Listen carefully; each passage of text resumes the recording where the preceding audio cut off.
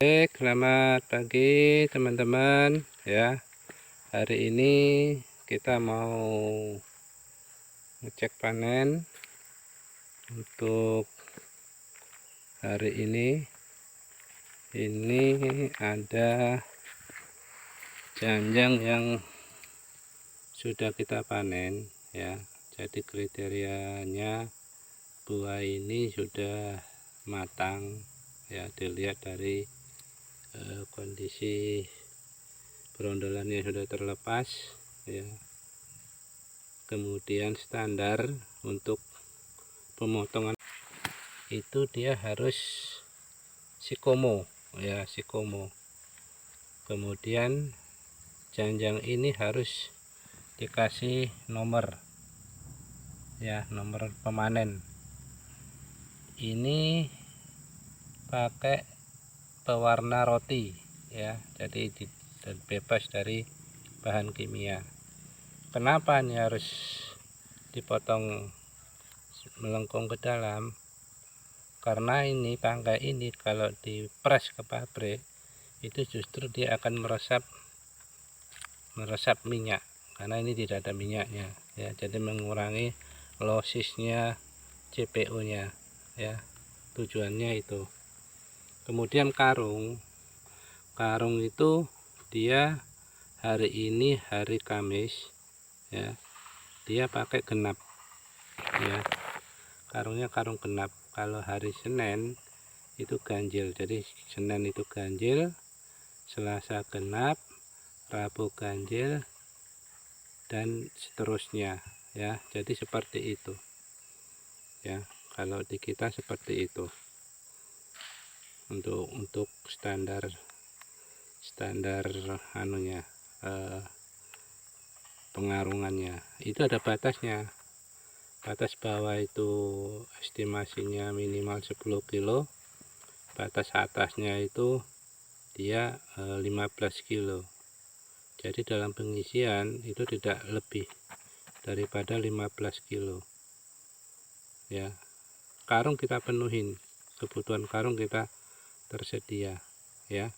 Karung ini pun bukan karung bekas pupuk, tidak, jadi tidak ada kandungan kimianya, jadi steril ya. Ini barang pabrik steril ya. Kemudian dalam pengutipan juga harus bersih. Di sini itu satu pohon ini ada 3 janjang ya. Pengutipan itu harus bersih, minimal losis itu di bawah 5 butir per pokok lah ya,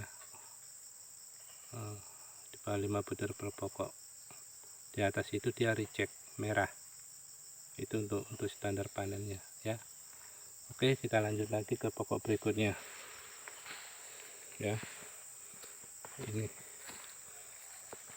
pokok kedua, tidak ada janjangannya ya, sebelah kiri ini tidak ada. Pokok ketiga sebelah kanan juga tidak ada. Nah, ini pokok keempat juga sudah ada ya, ada 2 janjang sama ya. Sama dilakukan pembuatan sikomo ya. Kalau buah seperti ini dia kondisinya sudah overripe ya, 50% lepas berondolan ini ya, 50% ini sudah terlepas. Dia kategori itu overripe, bukan buah busuk.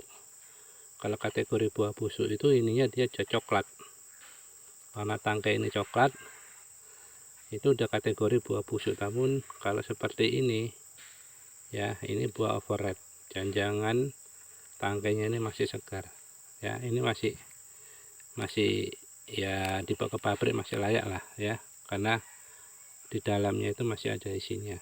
Tapi kalau udah di atas 70% itu sudah enggak layak dikirim ke pabrik ya. Itu ini janjang kedua sama ya, perlakuannya sama, kita buat sikomo juga ya, ada nomor kode pemanennya ya, supaya kita tahu kalau masuk blok itu ini punya siapa, atas nama siapa, itu biar tahu.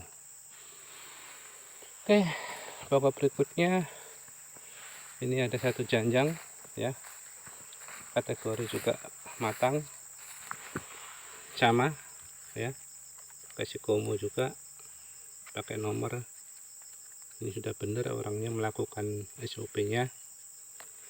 Kita lanjut berikutnya. Ini sebelah kiri ada 2 janjang, pengiringannya oke, pengutipannya bersih. Ada 2 janjang, sikomo ada, ini matang. Oke, pokok berikutnya. Ini sebelah kanan kosong, tidak ada. Untuk berikutnya ini ada 3. Nah, ini dia. Ini ya, saya kasih penjelasan. Ini adalah janjang yang kita panen ya. Ini janjang busuk. Yang 2 ini janjang segar. Ini busuk, penyebabnya ini rotasi kemarin tidak kepanen ya. Ini rotasi kemarin tidak kepanen, sehingga masuk rotasi hari ini itu kondisinya busuk. Janjangan seperti ini tidak layak untuk kita kirim ke pabrik. Nanti akan kita sortir ya, nanti akan kita sortir. Jadi itu ya, ini udah busuk, tangkainya pun udah coklat, ini sudah nggak layak. Jadi yang layak itu seperti ini akan kita kirim ya. Baik, kita lanjutkan ya. Ini ada 3 janjang dalam 1 pokok ya. Dan pokok berikutnya ini juga bersih, kutipan ini juga oke ya. Oke, catatnya juga dibuat sikomo ya.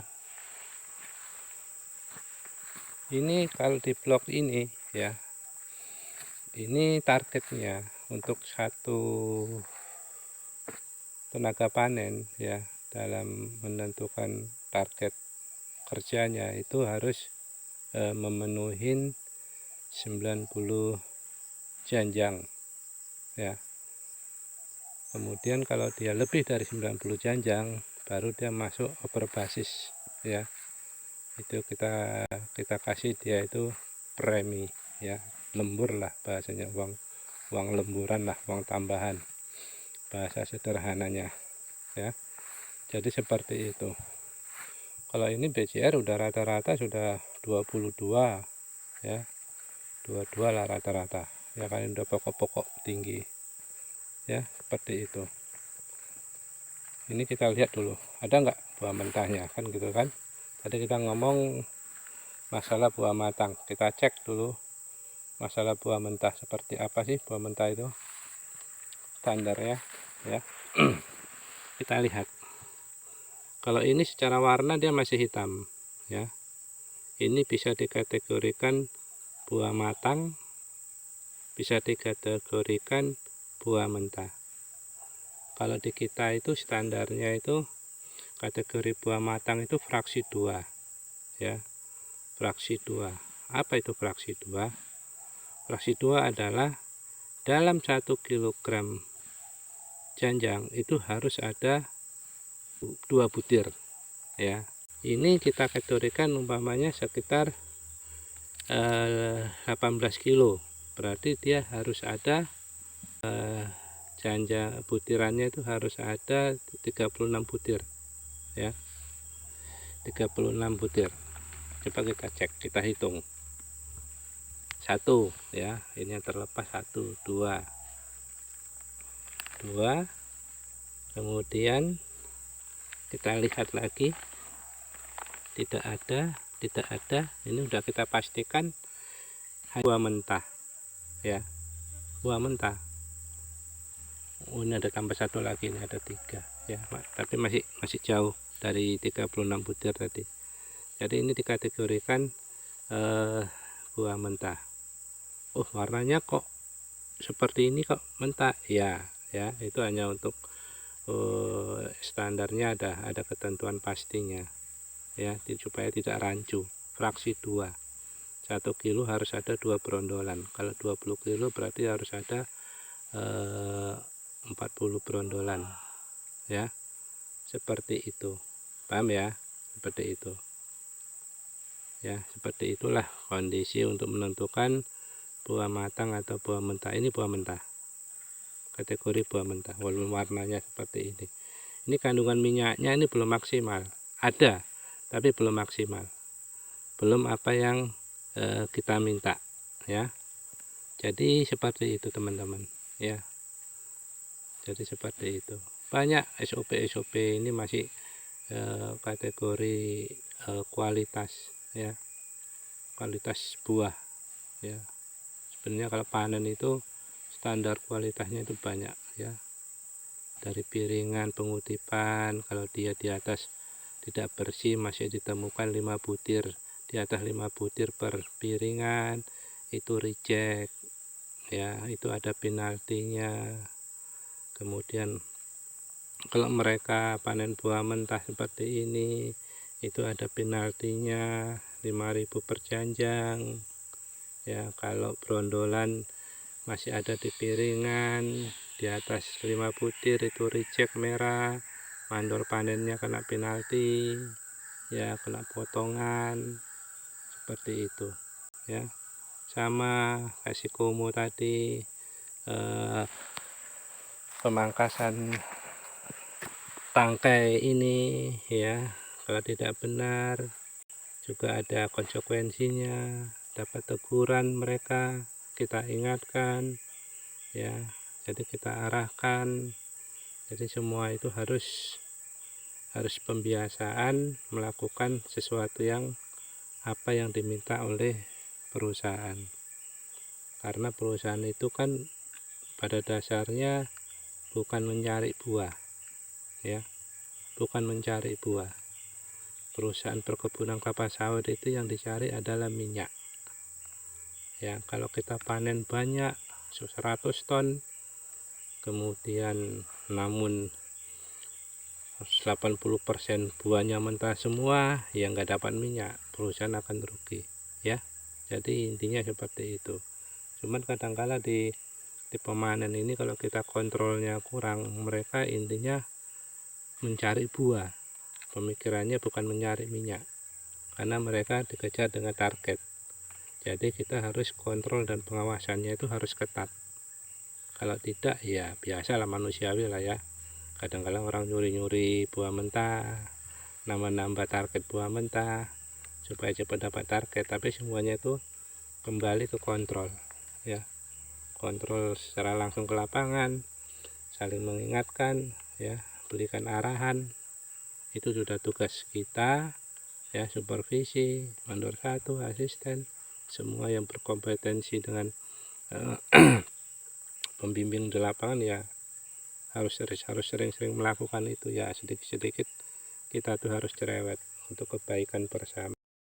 Baik teman-teman, itu tadi sebagian kecil SOP proses panen yang mengarah kepada kualitas buah yang layak untuk kita kirim ke pabrik ya. Sebenarnya banyak SOP yang menyangkut proses panen, namun ya berbagai waktu akan kita sampaikan lagi, akan kita kasih cerita, pengalaman, ilmu mengenai kualitas buah kelapa sawit. Mungkin itu aja teman-teman ya. Sekian dulu dari saya, kita sampai ketemu kembali. Jangan lupa teman-teman like, komen, dan subscribe.